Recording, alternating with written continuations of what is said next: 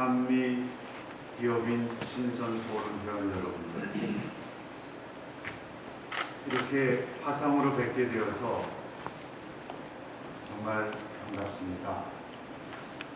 이 와중에도 중요한 대빈들이 대부분 여기에 와 계시고, 또 많은 회원 여러분들께서 집에서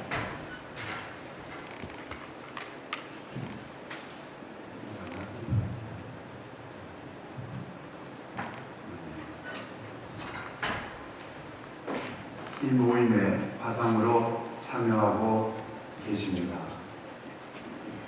지나간 일을 생각해 보면은 저희 모임이 2년 전에 출범을 했습니다. 물론 그 전에 출범하기 전에 거의 1년이라는 준비 기간을 거쳤습니다만 2년 동안에 여러 가지 일들을 했습니다.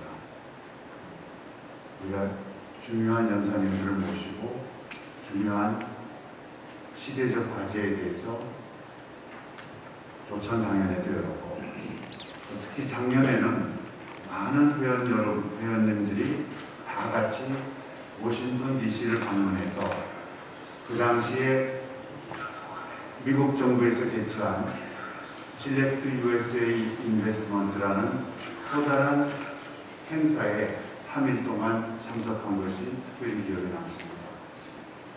그때 세계 각국에서 약 70몇 개국에서 한 1,200명 정도가 모였고요.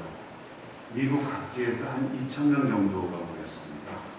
그래서 3일 동안 행사에서 저희는 그 윌버 로스 상무장관, 또 이방카 트럼프, 그 외에 이 경제 관련되는 모든 장관, 그 다음에 미국 주지사의 적어도 절반 이상이 모임에 참석을 했고, 또 만찬, 오찬, 많은 초대를 받았고, 또 별도로도 여러 사람들을 만났습니다. 정말로 큰 행사였고, 또 저희 회원들한테는 커다란 그 영감을 주는, 또 많은 인적인 그 네트워킹을 형성할 수 있는 그런 좋은 기회가 되었다고 생각을 합니다. 올해는 코로나 때문에 그 행사에 참석할 수 없었지만 내년이든 내후년이든 또다시 우리가 회원들끼리 모여가지고 단체로 그런 행사에 가서 사람들을 많이 만나고 좋은 네트워크도 형성할 수 있는 기회가 있을 거라고 생각하겠습니다. 2년이 지나고 이제 또 새로운 이제 그 우리 모임의 새로운 그 시대가 열리는 것 같습니다.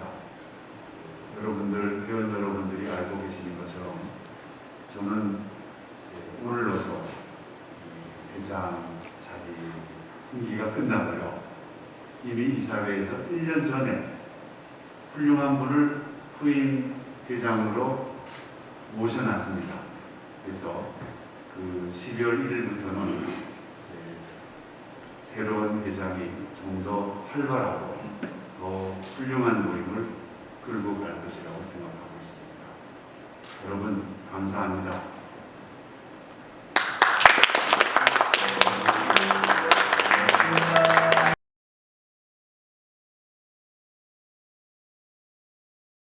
여러분 그동안 안녕하셨습니까? 귀한 자리에 초대해 주신 김동영 회장님과 유장희 상임 고문님께 감사의 말씀을 드립니다. 한미 기업인 친선 포럼 KABFF가 출범한 지 벌써 만 2년이 되었습니다.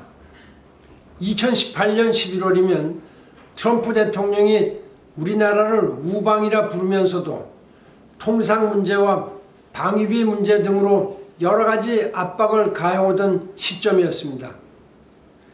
우리나라 기업인들과 또 우리와 교역 관계가 깊은 미국 기업인들이 이래서는 안 되겠다며 민간 차원에서라도 70년 역사의 긴밀한 한미 관계를 지켜야 한다는 강한 의지로 이 포럼을 출범시켰습니다. 참 현명하고 통찰력 있는 판단이었다고 생각합니다.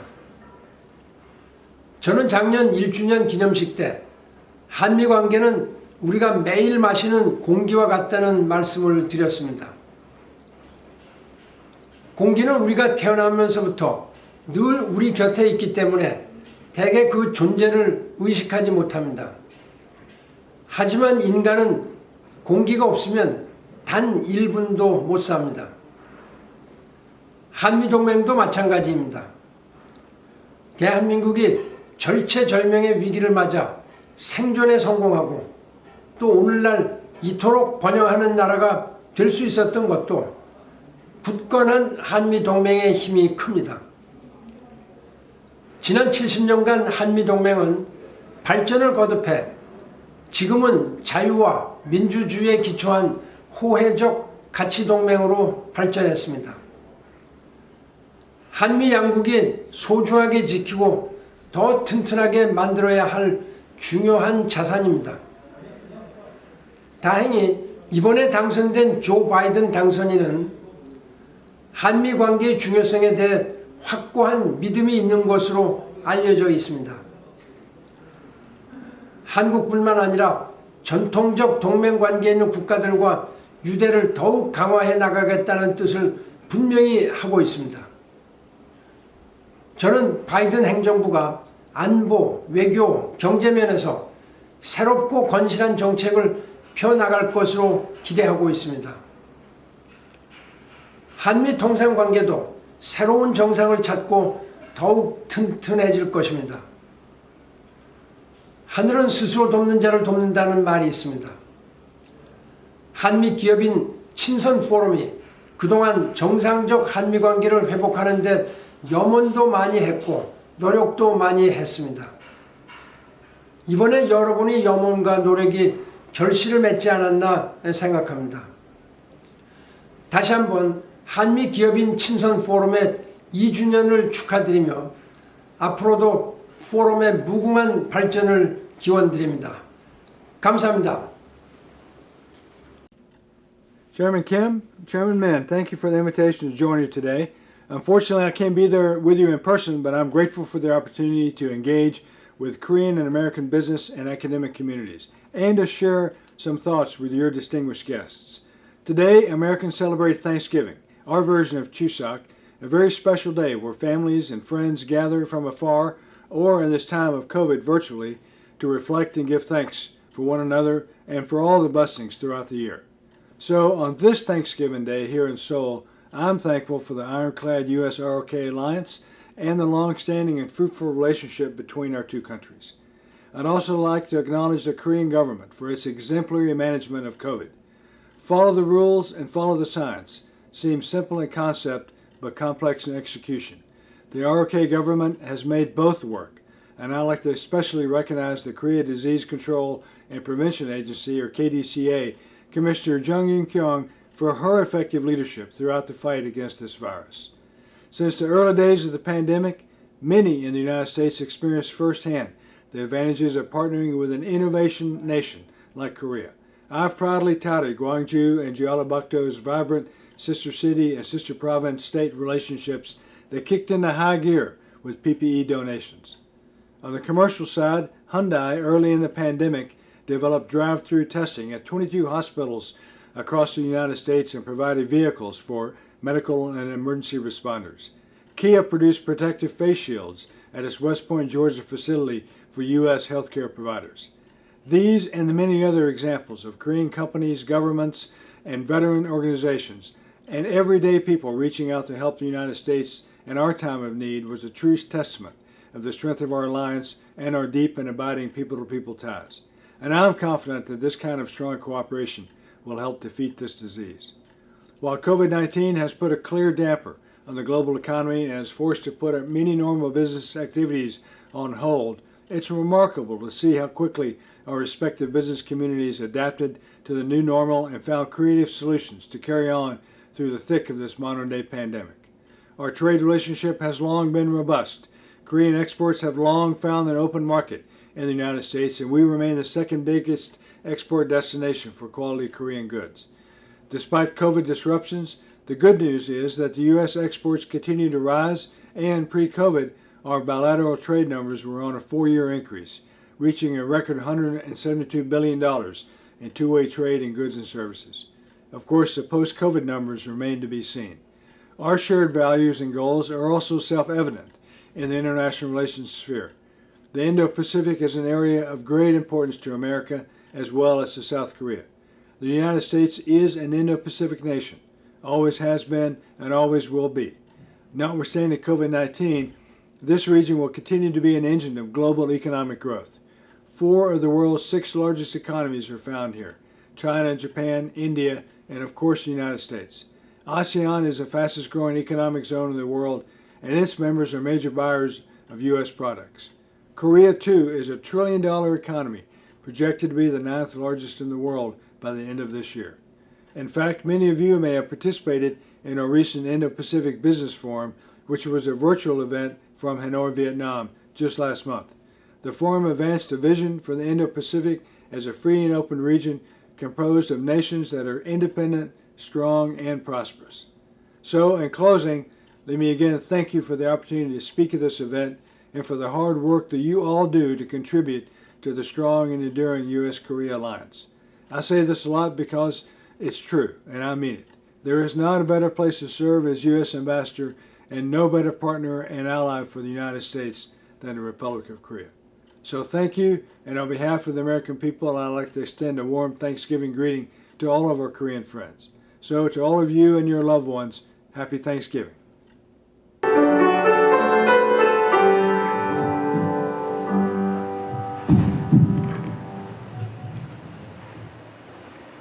우선 2주년 축하를 드립니다.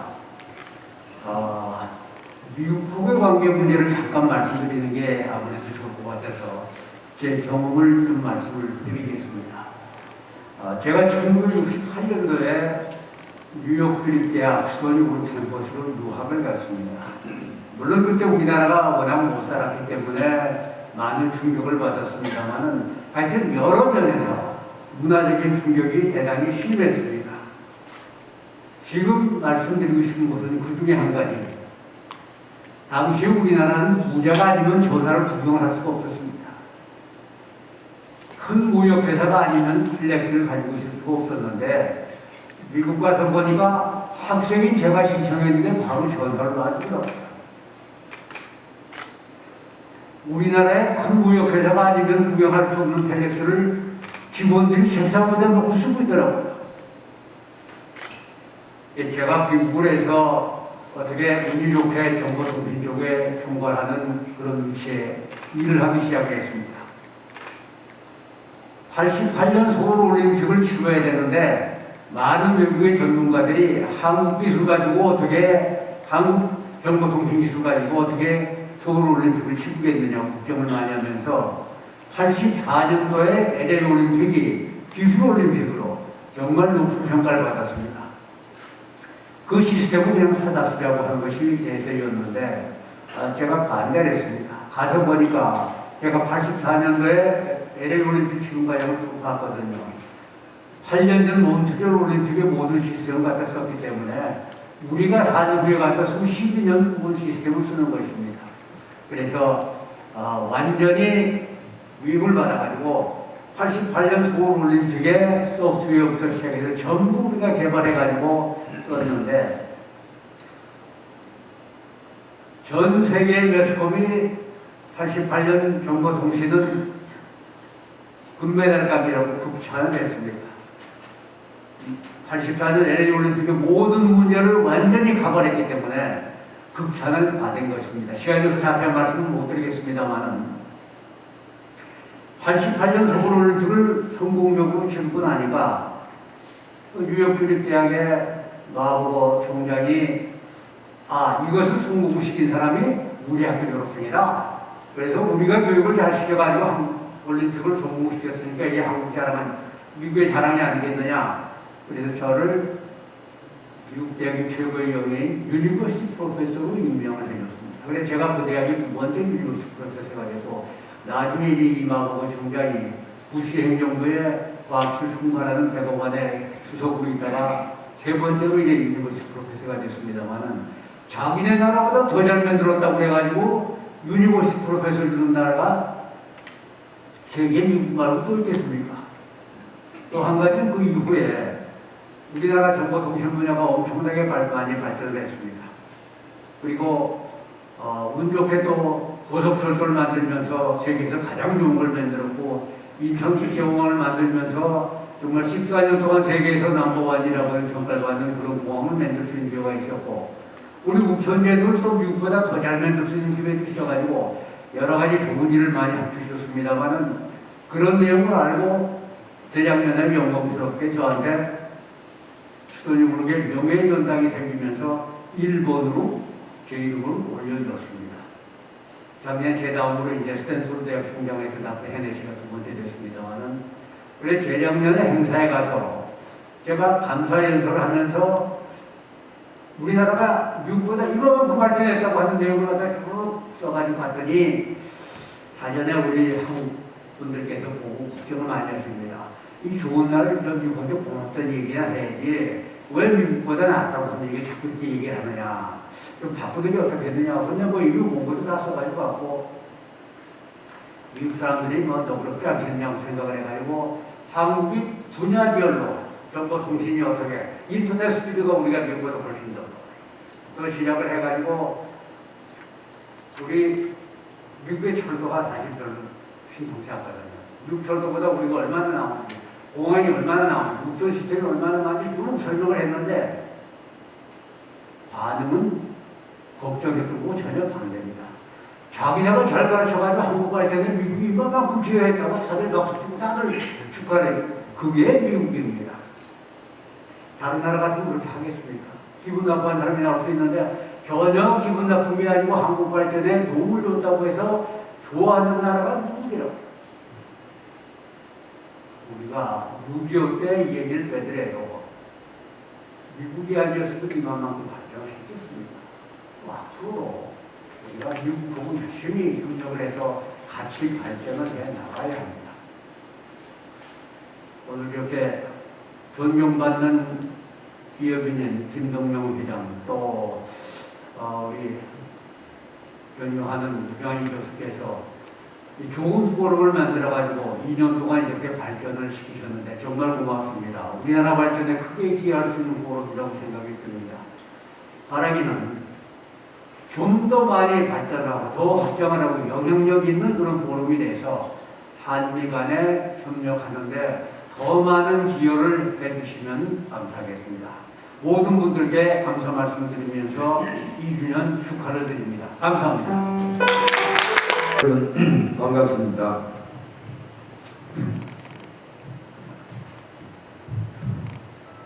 그리고 우선 한미 기업인 신선 포럼 창립 2주년을 축하를 드립니다. 이 자리에서 이런 기회를 말씀드린 기회를 가져서 아주 영광스럽게 생각합니다. 이 자리에 초청해 주신 우리 여장희 상임 고문님과 또 김동영 회장님께 감사의 말씀드립니다. 한국 경제는 짧은 기간에 세계 경제 발전사에서 찾아볼 수 없는 기적적인 발전을 이룩했습니다. 물론 그 이면에는 여러 가지 요인이 있었습니다. 그 중에서도 우리가 빼놓을 수 없는 것이 한반도의 지정학적인 리스크를 최소화시켜주는데 크게 기여한 한미 동맹 우호 관계를 빼놓을 수가 없습니다. 물론 이러한 한미 동맹 우호 관계는 정부 차원의 전략적인 외교 안보 전략적인 또 체제적인 차원의 큰 틀이 놓여 있었기 때문입니다만은 그러나 그 큰 틀이 유지되고 또 강화되고 확고하게 하는 데 있어서는 민간 부분 특히 양국 기업 차원의 상호 협력과 노력이 아주 중요한 역할을 했습니다. 따라서 이 한미 기업인 친선 포럼이 앞으로도 특히 이 민간 자원에서 많은 역할을 해줄 것을 기대를 합니다. 왜 그러냐면 우리 경제가 계속 지속 발전을 하기 위해서는 앞으로도 더욱더 공고하고 확고한 한미 유대 관계가 필요하기 때문입니다. 특히 한미 기업인 친선 포럼은 양국의 수많은 중소 중견 기업들과 또 특히 양국 젊은이들의 유대 관계를 강화하는 데 초점을 맞추고 있기 때문에 더욱 그 역할이 기대가 되고 또 많은 역할을 해줄 것으로 기원을 합니다. 이제 얼마 있으면은 미국은 새로운 리더십하의 정부가 출범을 하게 되어 있습니다. 이 정부는 동맹의 가치와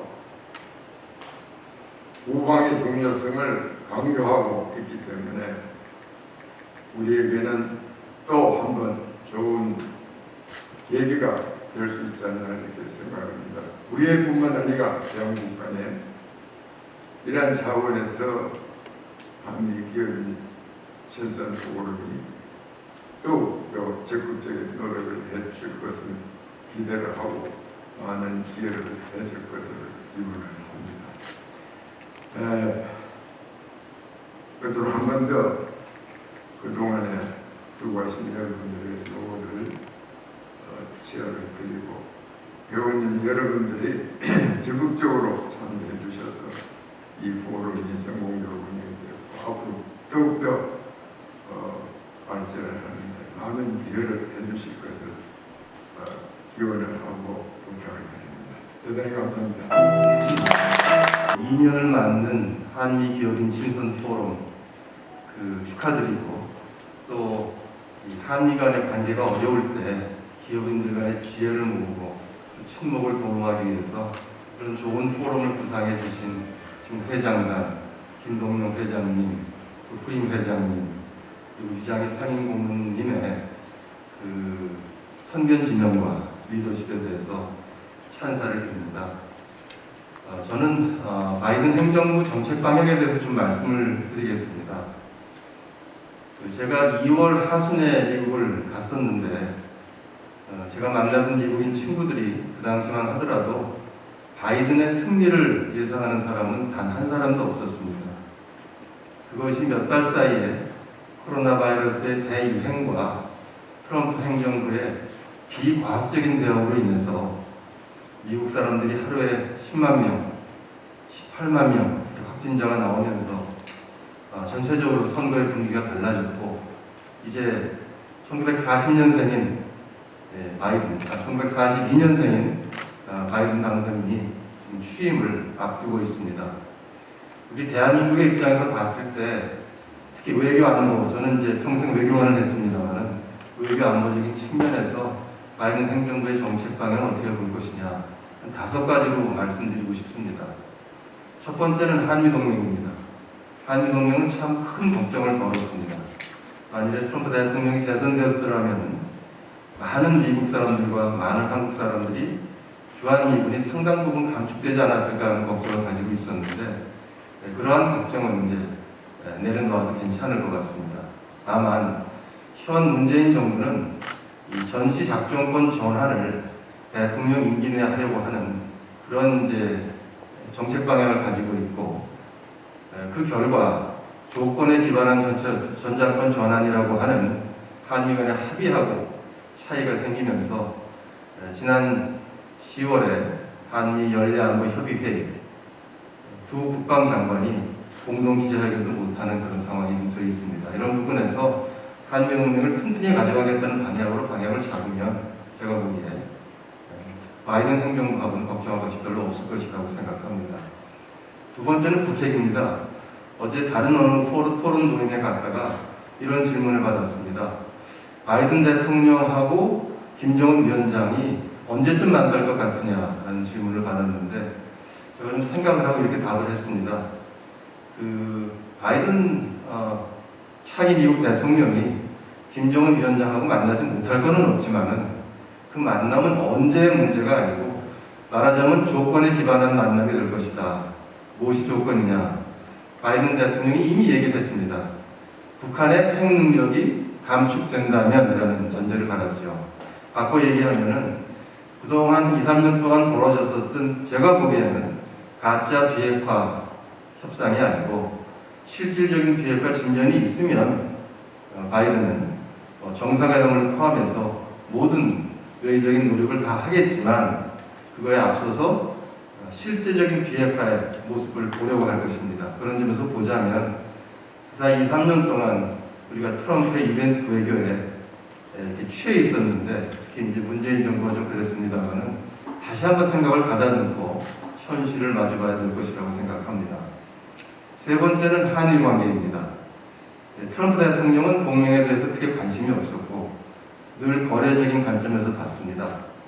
동맹의 틀에 대해서 별로 관심이 없었습니다.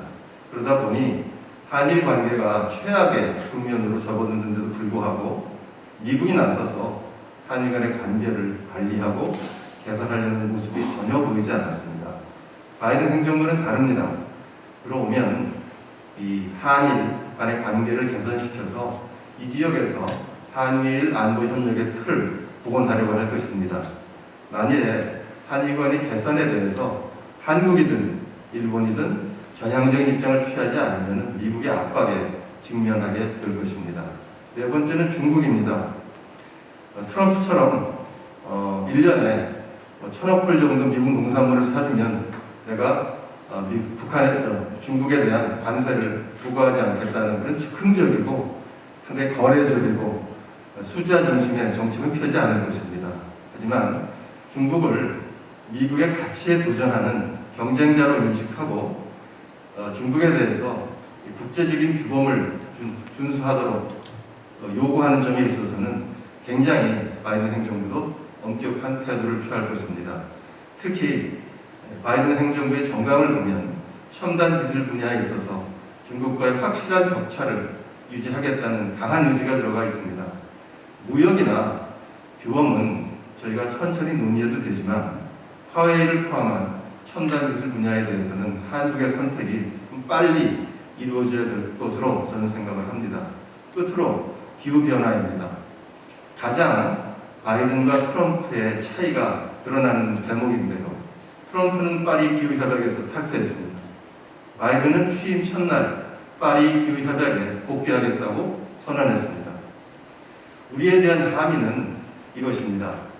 2050년 탄소 중립이라고 하는 전 인류적인 소망과 어떤 도덕적인 목표에 대해서 이제 미국이 동참해서 많은 다른 나라들이 탄소 중립 2050년에 동참하도록 압박을 가할 것이라는 것입니다. 우리 문재인 대통령이 얼마 전 국회에 와서 드디어 한국도 탄소 중립 2050년 목표를 따르겠다고 선언하신 바가 있는데 문제는 강릉입니다. 많은 전문가들이 현재 탈원전 정책을 손보지 않고는 2050년 탄소 중립은 말뿐이지 실현시킬 수 없을 것이라고 보고 있습니다. 올해 연말까지 모든 나라가 이 탄소 중립 2050년을 달성하기 위한 구체적인 행동 계획을 내도록 되어 있습니다. 그것이 제가 보기에는 진실의 순간이 될 것입니다.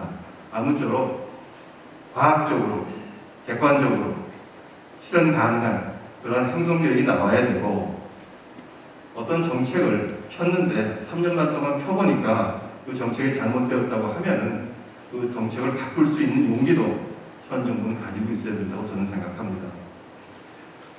오늘 한미기업인 포럼 2주년을 맞이해서 이렇게 소중한 기회를 주셔서 감사합니다.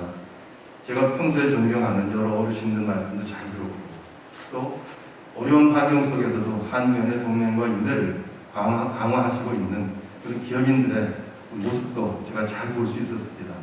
이제 코로나 바이러스가 조금 완화돼서 미국도 가시고 미국 기업인들도 만나시고 특히 내년에 바이든 행정부의 출범에 있어서 한일 동맹을 다지는 데 있어 기업인들의 더 많은 역할이 그리고 기여가 있으시기를 진심으로 기원합니다. 한미 기업인 포럼 2주년을 축하드립니다. 감사합니다.